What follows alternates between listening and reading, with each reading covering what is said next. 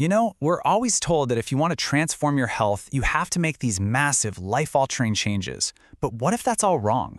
What if the real secret isn't in the grand gestures at all, but in the tiny, almost invisible steps we take every single day?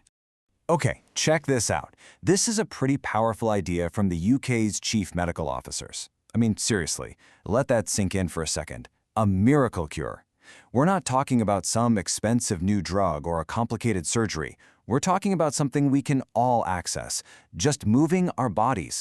And yet here's the huge disconnect. This chart shows that in England, a staggering 42% of women aren't getting enough of this so-called miracle cure to stay healthy.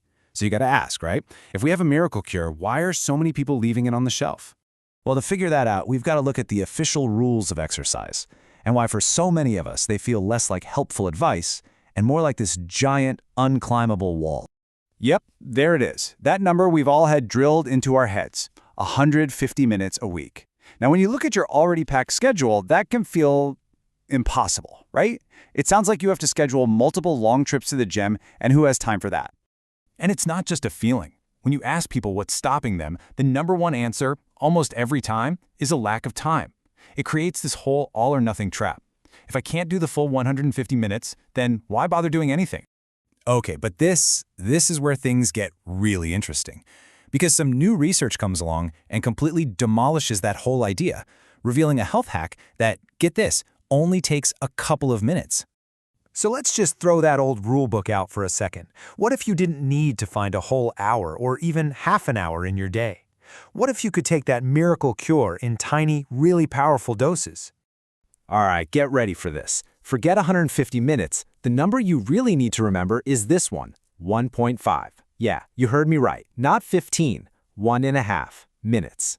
So what on earth can 1.5 minutes a day do for you? Well, a whole lot, it turns out. Just look at these numbers from a recent study. For women, we're talking a 33% lower risk of heart attack.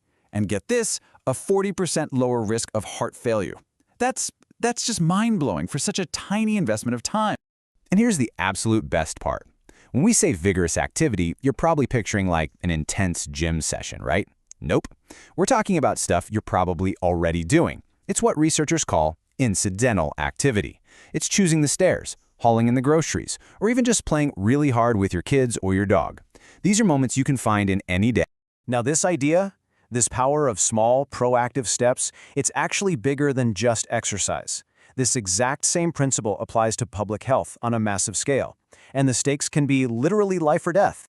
Take a look at this, for example. This is a real-world document from one of India's top medical institutes. And what are they doing? They're setting up a preventative screening program for cancer for their female staff. See? They're not waiting for people to get sick, they're getting out ahead of it. And this right here is why that's so critical. This quote says it all. Early detection is vital. It's the exact same logic as our 2 minutes of exercise. A small action now, whether it's taking the stairs or getting a screening, can prevent something absolutely devastating later on. Small, preventative actions save lives. It's that simple. So, what's the big takeaway here? It all comes down to a simple but really profound shift in how we think about this stuff. It's about moving away from these huge, intimidating goals and towards small, consistent actions. It's all about trading this old, broken mindset for a new one that actually works. So, out with the all-or-nothing thinking and in with every single movement counts. Instead of, I don't have an hour for the gym, it becomes, hey, I've got 2 minutes for the stairs.